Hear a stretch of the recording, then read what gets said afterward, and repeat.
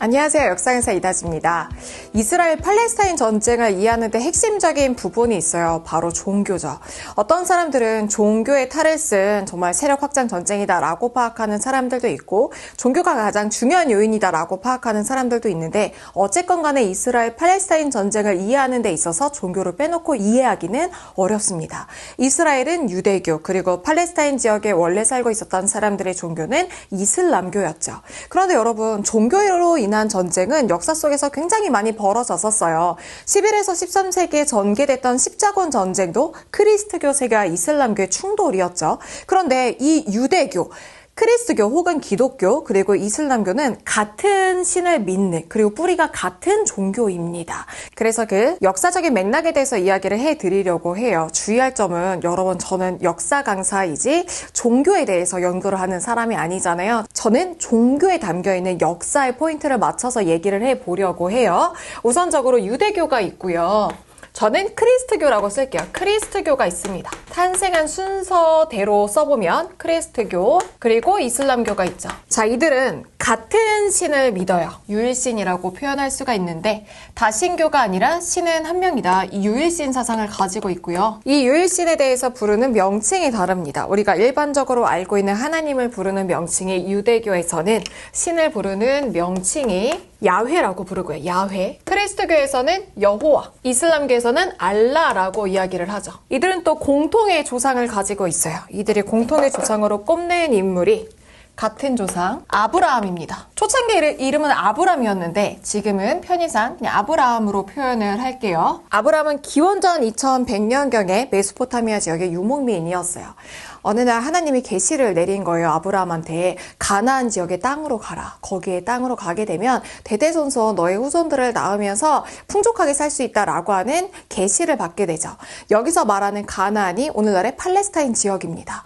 그래서 아브라함이 팔레스타인 지역에 왔는데요. 후손이 좀처럼 태어나지를 않는 거예요. 아브라함의 본처가 사라였는데 오랜 시간이 지나도록 아이가 태어나지 않으니까 사라와 아브라함은 걱정이 굉장히 많았습니다. 결국에 어쨌건 간에 후손을 봐야 된다라고 하는 생각을 했기 때문에 후처인 하갈과의 사이에서 장자인 이스마일이 탄생하게 됩니다. 그런데 정말 기적 같은 일이 벌어진 거예요. 본처인 사라와의 사이에서 아브라함이 무려 100세가 되던 해에 아들이 생기게 됩니다. 그 아들이 이삭이에요. 이삭은 차남, 둘째 아들이 되겠죠. 그러니까 이게 딜레마인 거예요. 본처의 아들이지만 차남이었던 이삭과 후처의 아들이지만 장남이었던 이스마일은 서로 사이가 좋지 않았습니다. 티격태격 싸우니까 사라 입장에서도 나도 이제 아들을 낳았겠다. 눈에 가시였겠죠. 그래서 아브라함한테 얘기를 하는 거예요.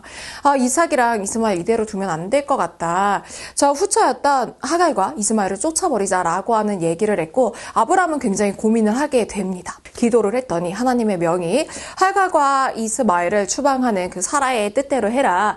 너는 이삭을 통해서만 너의 후손이 번창할 거고 떠난 이스마엘도 자신의 자식을 낳으면서 대대손손 번창할 것이다 라고 하는 얘기를 했고 팔레스타인 지역의 요 사막지대로 하갈과 이스마엘을 추방하게 됩니다. 쫓아내버리게 되죠. 그래서 오늘날 우리 유대인과 아랍인들의 싸움을 계속해서 봤잖아요. 오늘날 아랍인들의 조상이 이스마엘이라고 이야기하고요. 유대인들의 조상을 이삭이라고 얘기하죠. 그러니까 유대교, 크리스트교, 이슬람교는 모두 다 유일신에 같은 조상을 두고 있습니다.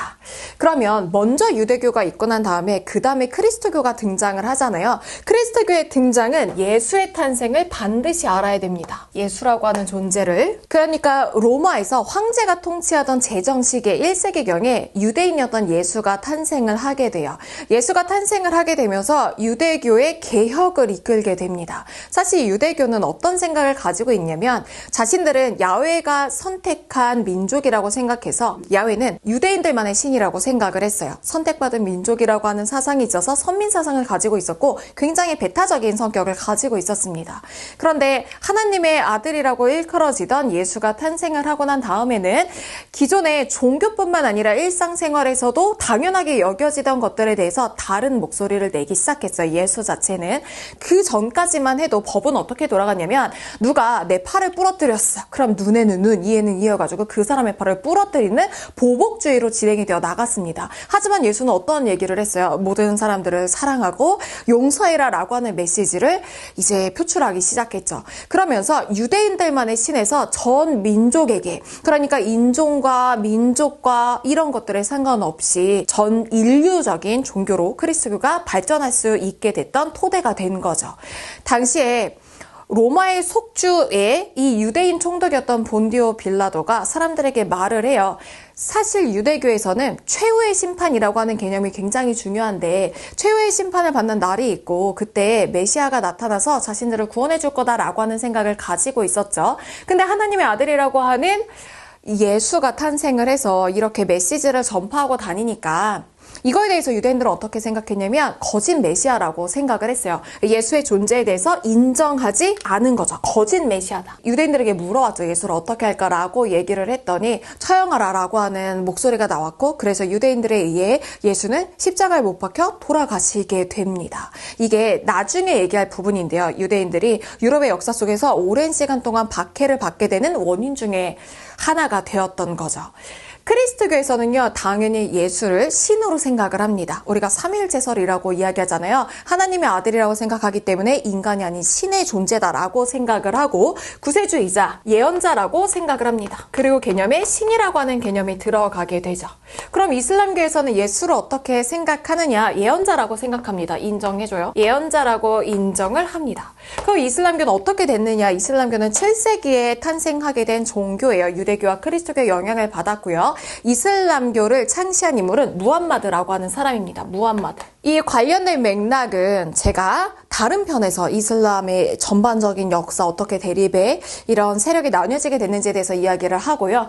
이 무함마드가 어떻게 이슬람교가 창시가 되었냐면 구약 성서에 나오는 대천사 가브리엘이 무함마드 앞에 나타나서 계시를 내리게 돼요.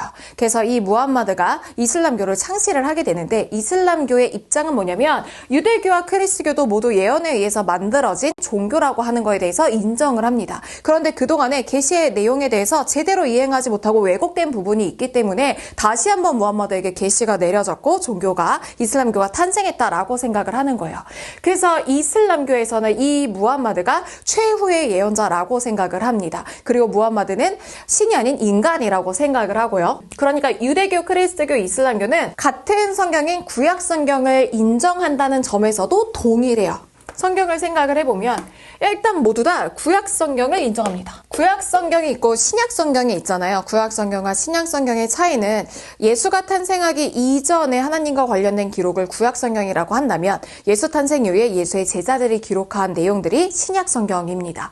그러니까 유대교에서는 구약에 대해서만 인정하고 크리스토교에서는 구약에 더해서 신약도 인정을 하고요. 자, 이슬람교는 구약 중에서도 디테일하게 들어가면은 토라만을 경전으로 하지만 기본적으로 이제 구약을 인정한다라고 하는 부분을 광범위하게 잡아서 얘기하고요. 여기에 더해서 무함마드가 만들어낸 이 쿠란, 무함마드가 완성한 쿠란을 기본적인 경전으로 잡습니다. 뭐 더 디테일하게 들어가면 사실 사제에 대한 부분도 차이가 있어요. 사제에 대해서도 유대교와 이슬람교 같은 경우에는 사제가 존재하지 않아요. 특별한 사제가 존재한다기보다는 스승의 존재가 있죠. 이 스승의 존재로 유대교에서는 랍비가 있고 이슬람교에서는 이맘이 있습니다. 하지만 크리스트교에서는 우리가 잘 아는 사제의 존재가 있죠. 천주교에서는 신부님의 존재가 있고 교회에서는 목사의 존재가 있죠. 이렇게 뿌리를 두고 있는 것이 유대교와 크리스트교 그리고 이슬람교입니다. 여기서 사실 크리스트교는 더 분화가 돼요. 크리스트교의 분화를 설명을 해드리면 자, 크리스트교는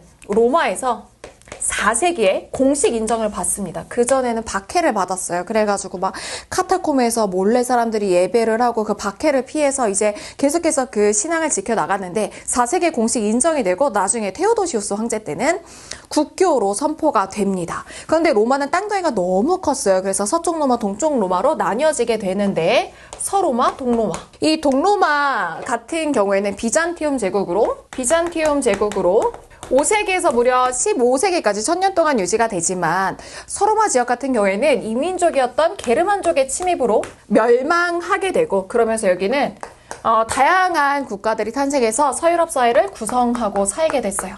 근데 이 크리스교도 다시 분화되게 되는데 그 원인이 있었습니다. 바로 이슬람교의 탄생이었죠. 이슬람교가 탄생을 하고 난 다음에 굉장히 빠른 속도로 이슬람교가 확산이 되어 나가니까 이 이슬람교의 서아시아 문화권과 맞닿아 있었던 비잔티움 제국에서는 위기감을 느끼죠. 왜냐면 이 이슬람교는 아주 엄격하게 우상 숭배를 금지해요. 그래서 예를 들어서 마지막 최후의 예언자라고 불리는 무함마드도 뭔가 성스러운 상으로 만들게 되면 사람들이 그게 진짜 무함마드의 존재가 아님에도 불구하고 무함마드와 관련된 조각상이나 그림이나 이런 거를 보고서 막 신처럼 삼킬 수도 있으니까 우상 숭배를 굉장히 엄격하게 금지해서 무함마드의 얼굴을 아예 그리지 않거나 뭐 영화로 표현될 때도 불로 표현한다던가 이런 방식으로 하고 있죠. 그러니까 비잔티움 제국에서는 크리스트교 세계도 엄격하게 우상 숭배를 금지해야 된다라고 하는 생각을 해가지고 당시에 8세기에 비잔티움 제국의 황제이자 교황이었던 레오 3세가 뭐를 발표하냐면요. 성상 숭배 금지령을 내려요. 성상이라고 하는 건 성스러운 상이라고 하는 의미죠. 그러니까 우상 숭배로 진행될 수 있는 성상에 대해서는 숭배하는 걸 금지해라 라고 하는 거예요. 쉽게 얘기하면은 십자가에 못 박혀 돌아가신 예수의 조각상 같은 것들도 활용하지 말라고 이야기를 했던 거죠. 성상 숭배 금지령이 내려지게 됩니다. 그런데 서유럽 같은 경우에는요. 성상 숭배 금지령을 그대로 따르기가 어려웠어요. 왜냐면 비잔티움 제국 같은 경우에는 전체가 다 크리스트교를 믿는 이 로마인들로 대부분이 구성이 되어 있지만 서유럽 사회는 이민족이었던 게르만족이 침입해 오면서 이 게르만족들에게 크리스트교를 새롭게 전파할 이 전도를 해야 되는 상황이었거든요.